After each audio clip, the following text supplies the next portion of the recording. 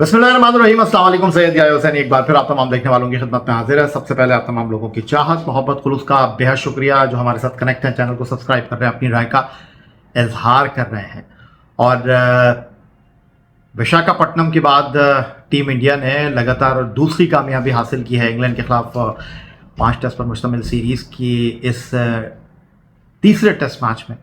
अब वाइज़ेक में वो जीते थे और अब उन्होंने जनाब कामयाबी हासिल की है राजकोट में, और एक दिन पहले ये टेस्ट मैच अपने अख्ताम को पहुंचा है।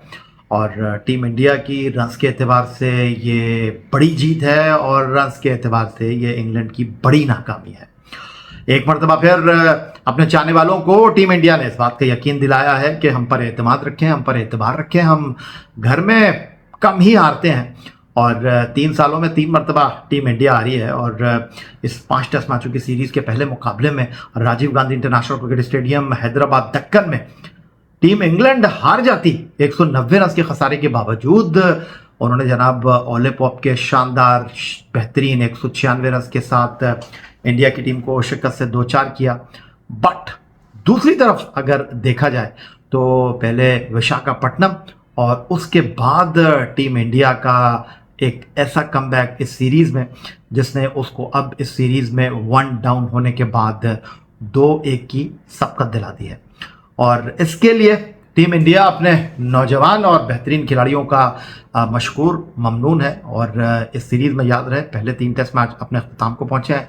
जाने अगले 2 टेस्ट मैचों में टीम इंडिया के सबसे बड़े बल्लेबाज और साबिक कप्तान विराट कोहली खेलेंगे या नहीं खेलेंगे, लेकिन उत्तर प्रदेश के जायसवाल हों, शुभमन गिल हों या फिर सरफराज नौशाद खान, जिन्होंने अपने टेस्ट करियर की शुरुआत की है टीम इंडिया के लिए राजकोट में, इनके लिए यह टेस्ट मैच काफ़ी अच्छा रहा। पहली इनिंग में अगर सिराज ने तबाही मचाई तो दूसरी इनिंग में वो विकेटलेस रहे, लेकिन सेकेंड इनिंग में रविंद्र जडेजा जो थे वो आधी इंग्लिश टीम को पवेलियन लौटाने में कामयाब रहे।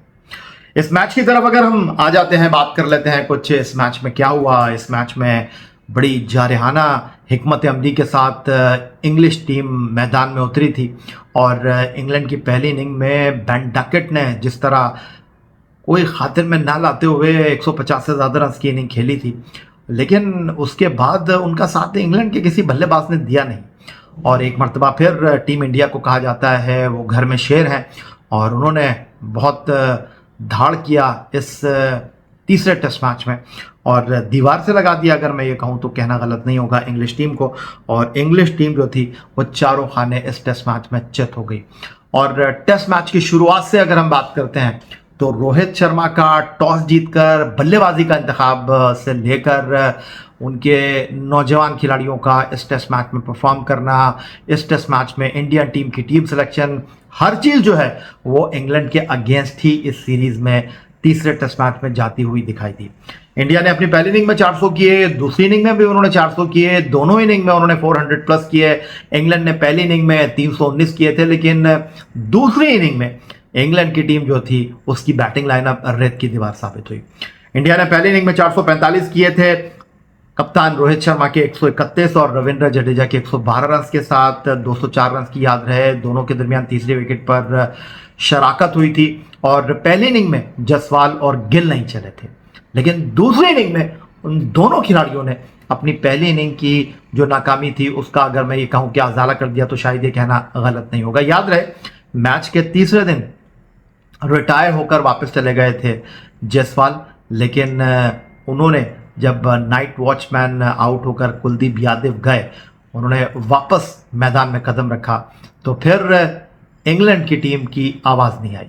इंग्लैंड की टीम दीवार से लग गई, अगर मैं कहूँ तो शायद ये कहना गलत नहीं होगा, क्योंकि जायसवाल ने जिस तरह इस टेस्ट मैच की सेकंड इनिंग में बल्लेबाजी की, उन्होंने इंडिया को सेकंड इनिंग में एक बड़े स्कोर तक ले जाने में मरकजी किरदार अदा किया।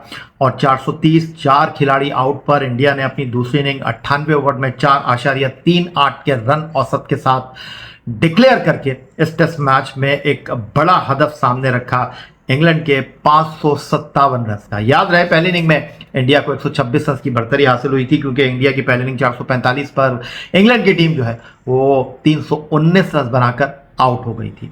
और अगर भारत की सेकंड इनिंग की हम बात करते हैं तो ये इनिंग थी जनाब जायसवाल की, जिन्होंने सीरीज में दूसरी मर्तबा जो है वो जनाब सेंचुरी बनाने का एजाज़ हासिल किया। इस सीरीज़ में वो दूसरी मर्तबा डबल सेंचुरी जो है वो स्कोर करने में कामयाब रहे, और इससे पहले उन्होंने विशाखापट्टनम में जो है वो डबल सेंचुरी स्कोर की थी। तो बैक टू बैक 2 टेस्ट मैचों में जो है वो जायसवाल डबल सेंचुरी बनाने में कामयाब हुए हैं, और सीरीज़ में बड़ा शानदार खेले हैं अब तक। इस टेस्ट सीरीज़ के 3 टेस्ट मैचों की 6 इनिंग में अगर मैं बात करता हूँ 22 साल के जसप्री बहुबंदरा कुमार जायसवाल, जिनका उत्तर प्रदेश के साथ ताल्लुक है, 555 रन बना चुके हैं 2 डबल सेंचुरियों के साथ।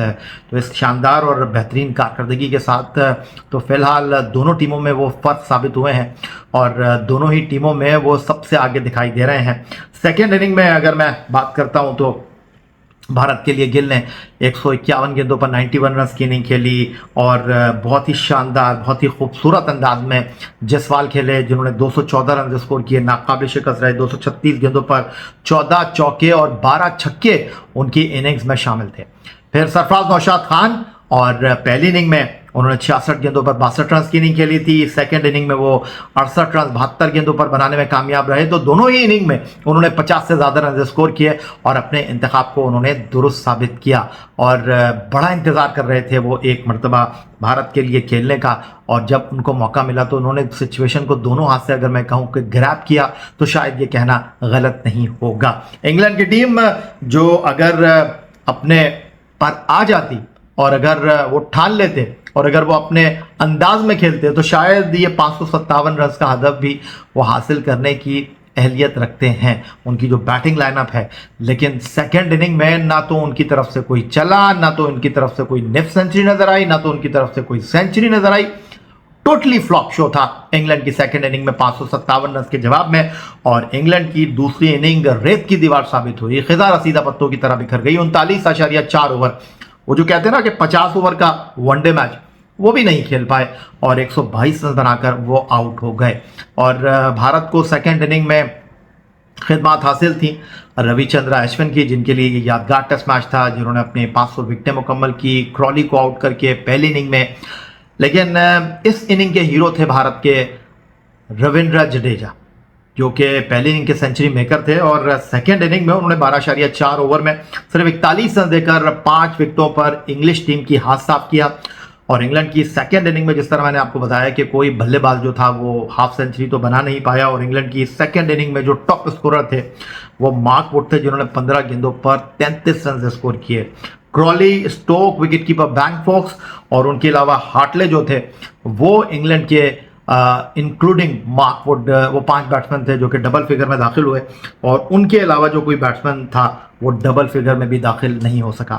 तो पहला test match Rajiv Gandhi international cricket stadium Hyderabad Deccan में हारने के बाद जो दबाव बनाया था बैन स्टोक की क़यादत में खेलने वाली इंग्लिश टीम ने, अब ऐसा लगता है कि वो दबाव ना सिर्फ कम हो गया है, बल्कि इंग्लिश टीम जो कि इस सीरीज में in the absence of Virat Kohli Bharat की टीम का मुकाबला कर रही थी, अब उनको सोचना पड़ेगा कि किस तरह हैंडल करना है, किस तरह टैकल करना है, क्योंकि अब इस सीरीज के 2 टेस्ट मैच बाकी हैं।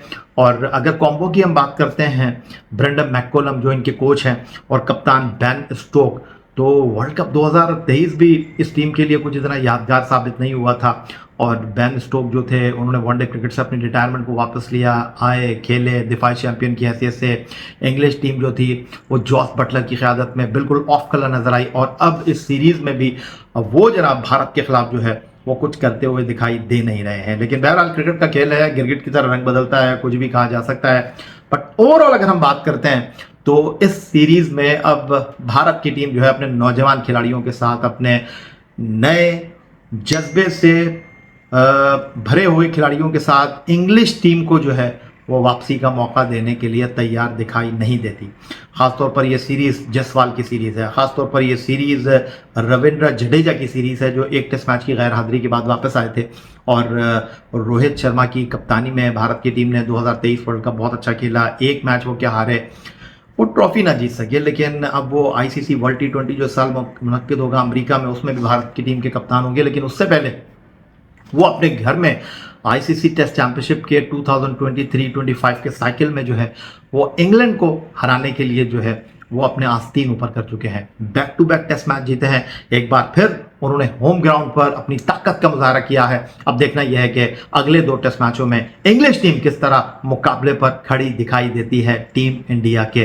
लेकिन इसके लिए जसवाल, गिल, सरफराज, रविंद्र जडेजा के लिए इंग्लिश टीम के बॉलिंग अटैक को प्लान करना होगा, सोचना होगा, और ख़ास तौर पर इंग्लैंड का जो बैटिंग ऑर्डर है वो किसी एक खिलाड़ी के गिर्द अगर घूमेगा तो फिर इंग्लैंड के लिए सीरीज में जीतना इतना आसान नहीं होगा।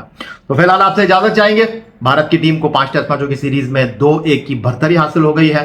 वैजिक के बाद भारत की टीम जो है वो राजकोट में शिकस्त देने में कामयाब हुई है इंग्लिश टीम को, और यहां उन्होंने 434 रन के भारी मार्जिन से बेन स्टोक की क़यादत में खेलने वाली इंग्लिश टीम को शिकस्त दी है। इधर पाकिस्तान में पाकिस्तान सुपर लीग सीजन 9 2024 का आगाज हो गया है। उस हवाले से भी हम आपके साथ वीडियोस वक्तन फवक्तन शेयर करते रहेंगे, दीगर खबरों पर भी नजर रखेंगे। फिलहाल आपसे इजाजत चाहेंगे, अपना बहुत ख्याल रखिएगा। अल्लाह हाफ़िज़।